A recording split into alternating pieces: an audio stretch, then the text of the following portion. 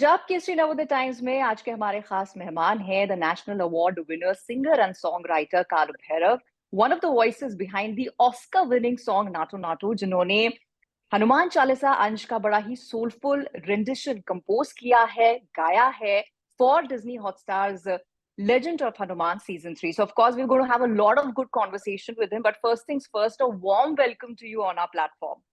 Thank you so much, ma'am, and it's a pleasure to be here talking to you. And thanks for the wonderful intro. You deserve this intro because I think the nation knows about Naatu Naatu. Another nation is knowing and seeing the face behind it. So the pleasure is all ours. But today we're going to be talking about the Hanuman Chalisa Ansh. It's a powerful rendition, let me tell you, that you've done. So firstly, thank you for it. And secondly, how has the response been coming? The response has been really amazing, and I'm so grateful, to all the listeners, for giving me this, continuous, wonderful feedback, and I'm just elated. The response has been truly amazing. Correct. And how did it happen? I want to know that about it. How did the singing and the composing of this powerful chant happen? It all started with me. The very first step I took towards trying to create this was I wanted to listen to, I wanted to listen to all the versions of the Hanuman Chalisa which were already existing. I mean, there are a number of versions. There are countless versions, you must be knowing. But, I tend to listen to as many I can.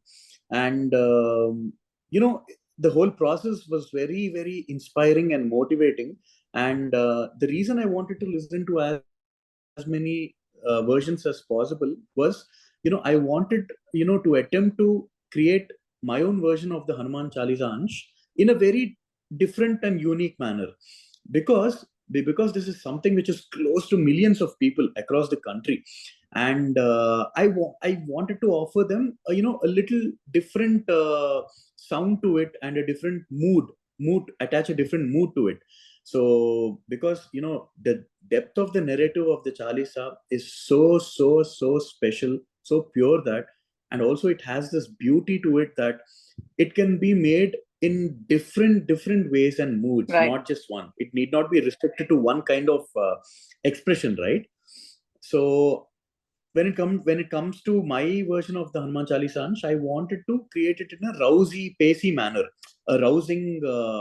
manner where it'll have that grandiose and heavy rhythms and beats attached to it. So that is something which I consciously did, and yeah, I'm happy for the response. Right. But what interests me is that we've heard, as you said rightly, so many renditions of this powerful sacred chant. But most of them have been in an audio format. Now here you hear the audio, but you also have a visual to kind of complement it when you see it in the series. So, when I was listening to it, I could also have a visual where something is happening, people are talking about what's happening, and then comes the Hanuman Chalisa Ansh. So what, Kaala Bhairava, has been your inspiration when you were creating this? My inspiration is Hanuman himself, because from as long as I can remember, from my very early childhood, I've been a devout follower of Hanuman. And when I first got this opportunity, when I first got this call, when I was approached by Hanuman Garu and Sharat Garu, there was no second thought. Absolutely, because I feel this is something, and I feel very special that something like this. I've been working on so many different kinds of stuff. But working on a series of Hanuman, I feel, yes, this is, I have to do this. There was no second thought. I was very excited. And, but then again, for the third season, when there was this discussion that, they wanted to do the Hanuman Chalisa Ansh, for the launch of the third season, for the premiere, I was on cloud 9, I can say. And it was very, very, and coming back, my inspiration was Hanuman himself. I only had the image of him in my mind in the process throughout. There was nothing else. Right. Yeah, but as you said that you wanted to make something that has a lot of power, exactly as Lord Hanuman himself exubates. There have been so many renditions which give you a lot of peace when you hear the recital, Exactly. the narration. And then there have been some renditions when you hear the Hanuman Chalisa and I have goose flesh, right? So hearing your rendition was one where I had that goosebumps and I had that excitement and I had a sense of power flowing, overflowing my being. This, me being an audience, me being a listener, Thank you. I want to know how many goose flesh did you have when you were composing? Listening to it very objectively because you're totally into it, right? But when it comes, how I actually monitor my own works is when I completely finish doing what I do, and then take a little break. It may be some time or half a day or a couple of days. I take some time off and then I listen to it fresh, Okay. unaffected, state of mind. So when I listen to it, if I happen to have the same reaction, this like how you did when you listen to it, then that is the main significator. Okay, this is really working because I as the first person, I'm actually very excited when I'm listening to it, and so that is how I usually take my calls. So if it is working for me, I have this very strong feeling that it will work for everyone Right, else too. right. So because I am one of the listeners, I do listen to songs the same way that you listen to. So yeah, that is. No, but your songs always or your compositions have had this kind of effect on us, and of course, Naatu Naatu is a live, example of the same. With the kind of love and adulation it has gotten, all the awards, of course, that after that followed. But I want to know from you as a singer, as a composer, how different was composing and singing the Hanuman Chalisa Ansh from any other singing and composing that you've done? Um, it is. It is little different. I can say that because when you actually try to sing for a song, you try to visualize the situation and the emotion, behind, the song. But whereas so far all the songs which I've sung, they're either in feature films or independent movies, or where we have a particular song situation where something happens before the song, which leads to the song coming. So you kind of have the whole thing in your head, while singing, and you absorb the emotion. But whereas singing the Hanuman Chalisa Ansh, it is very different because because this is not a movie, this is not because this is just your devotion, coming out in your own expression. Because there is no other image, or there's no other scene, there's no other story happening in your mind. There is just this, devotion, which is within you, coming out. So it was a very special experience, very very special experience, and yeah, it was beautiful. Yeah, the way you're talking about it, I think all of us can understand that, special feeling that you must have had. And obviously, it's getting translated to us when we are listening to it, and obviously when we are watching it in the series. But as you said, there is a story that leads to any song in any kind of creation. And because music is very integral to the storytelling part of Yes. entertainment. So as a composer, is there a process that you approach when you are kind of making your songs? Yeah.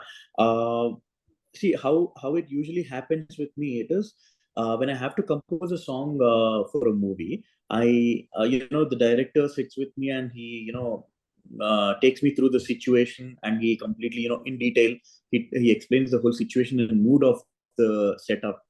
So, but once it's done, composing is one such process for me where I don't have a specific time and place to do it. Because it is not something which I feel okay, tomorrow at this time I'll have to go to my studio, sit there, and start working on this. Because that for me, composing process is something which goes on 24/7.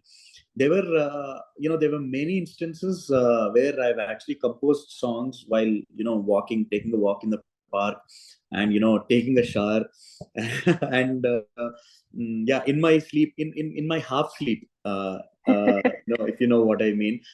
Just before I go into, and just after I wake up and I'm not totally awake, I get some ideas in my mind where I start composing something in my mind.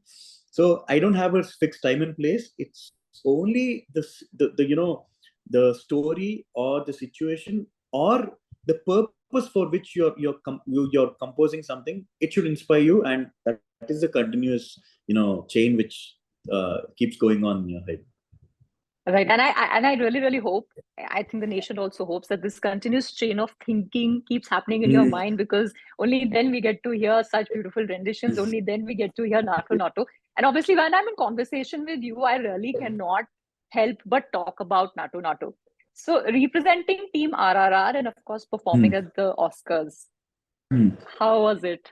How many times did you pinch yourself? So many times. I'm glad you asked that, because that's what I was about to say. Throughout, in even before the actual performance, when I was actually in my green room, in the dressing room, I was continuously pinching myself, and also Rahul Sipliganj, who was there, who was my co-performer. I was like, I mean, in Telugu, obviously, I mean, what is this really happening? So, is this really happening? So, I had butterflies in my stomach, and it happened. I mean, it all happened so fast, because it was so surreal. It was like a dream. And then I can easily say it was one of the best moments ever, in my life, because I never even imagined in my wildest dreams that I would be performing something from our country, which is so close to our country's nativity, something like Naatu Naatu, which is an out and out mass number, which is a folk number, and something like that we'll be presenting it to the for the artists and technicians, and belonging to Hollywood. They're all sitting there waiting for us to present our song. More than the actual song, the very someone one of us has got this very rare opportunity to present something of ours to them. This setup is what gave me goosebumps all the while. To see, today it is Naatu Naatu, tomorrow it will be something else, and then it will be something else. The medium, the content, the medium will change, might change, but the feeling of us getting the opportunity to represent us is something which is amazing, which is just and something that will stay with you and for the rest of the nation forever, I think. But having said that, obviously our expectations from you and the team have also risen, right? That this is a team that took us to the Oscars and got us the win. So you feel that pressure yet? No, not really. I mean, I can. I'm not. I mean, not one to take pressure. To when I'm actually doing something, or But very thankfully, I mean, maybe that's the way I was made. But I just don't have that pressure. But I only have this. I only have this. Sometimes, when I compose something, and usually most of the times when I do something, the very first thing which comes from your mind, the very first version, is something which you can actually relate with and resonates with you, with the creator. But if the very first thing or the first couple of versions which I happen to do so are not exciting myself, in the first place, then that is when I become a little anxious. Why am I not liking it? So how can I do something which I'm not liking it in the first place? So that's where I get a little anxious. But the pressure, once I actually like something, I just don't have this feeling that maybe I liked it, but maybe what if they don't like it? So there's no place for that doubt in my head. I only get anxious when I do something and I'm not actually excited by it. I mean, how can I do something which I'm not liking in the first place? So that is there, but not the pressure.